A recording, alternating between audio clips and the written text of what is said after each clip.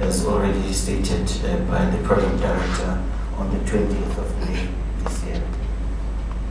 And in just 61 days, ladies and gentlemen, Justice Moseneke and the team have managed an in-depth, comprehensive, and transparent process and investigation into whether holding elections will be free and fair under the COVID-19 on the date of October. And we are very pleased that Justice Moseneke has managed to hand over a final report that we are in a position that we can share it with yourselves, as was originally agreed that you will be in a position to complete the task. And interestingly, it's finished it a day earlier than the planned date. So on behalf of the Commission, allow me to then thank and express our sincere appreciation to all those who participated in this robust inquiry.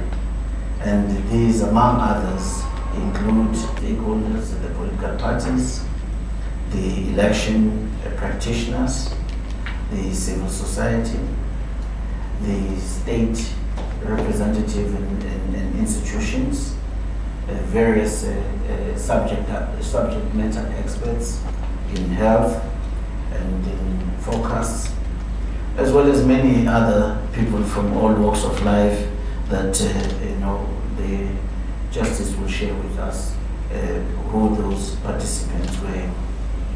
And we know that everybody was working under extreme pressure during this period, yet the time to contribute to this process and ensured at least that there was a diversity of considerations.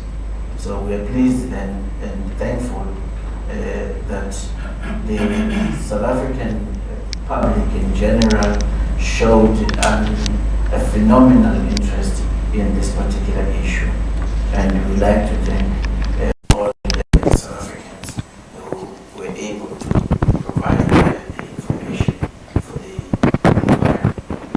And reporting on each aspect of this, especially the live broadcasts and oral submissions, it did enable us, and we appreciated that the media showed such a keen interest, was able to allow it provide a platform for the diversity of the views and debate to be heard.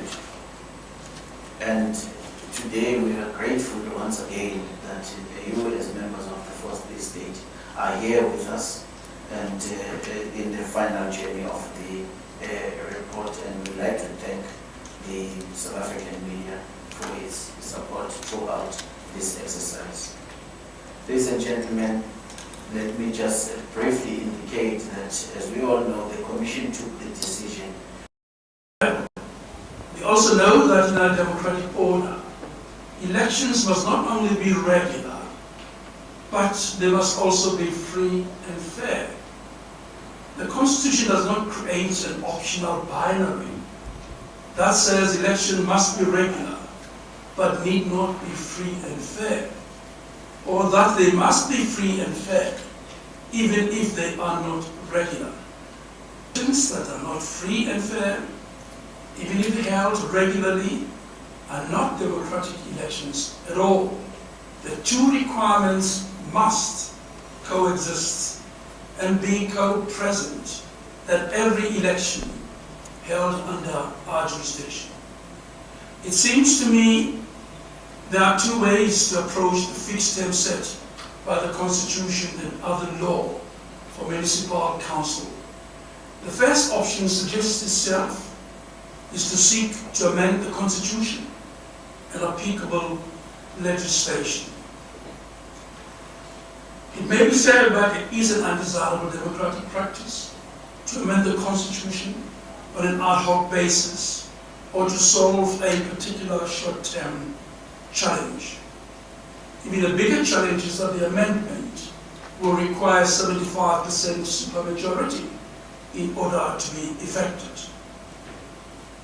Then the question must follow: may a court of competent jurisdiction grant or relaxation of a fixed term during the pandemic that massively threatened life or limb, or other consideration of necessity that render compliance with the constitutional dictate impossible or exceptionally hazardous?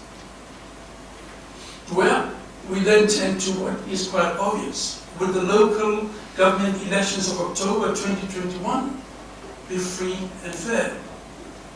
What our current assignment requires us to answer is whether the local elections set for October 2021 are likely to be free and fair.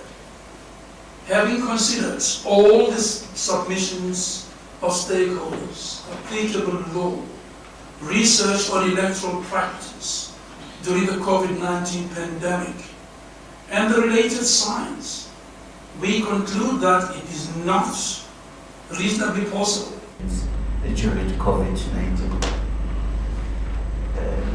As we all know, this inquiry has been conducted under extremely tight timelines necessitated by the constitutional imperatives for us to hold the local government elections before the 1st of November.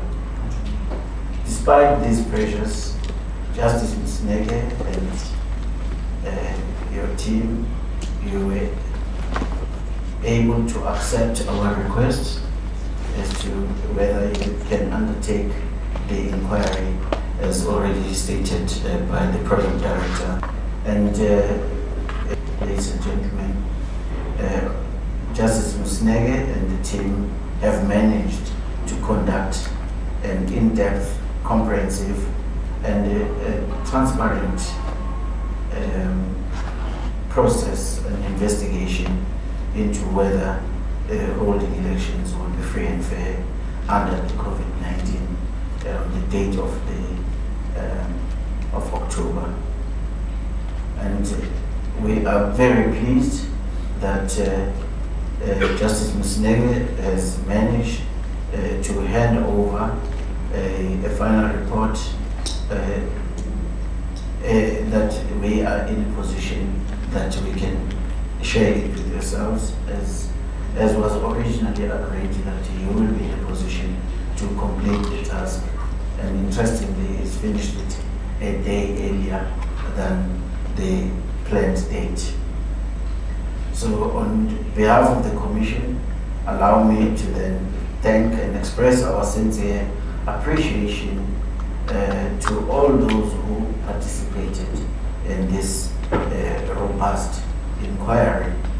And these, among others, include our key stakeholders, the political parties, the election practitioners, the civil society, the state representative and institutions, various subject matter experts in health and in forecasts, as well as many other people from all walks of life that the justice will show participants were.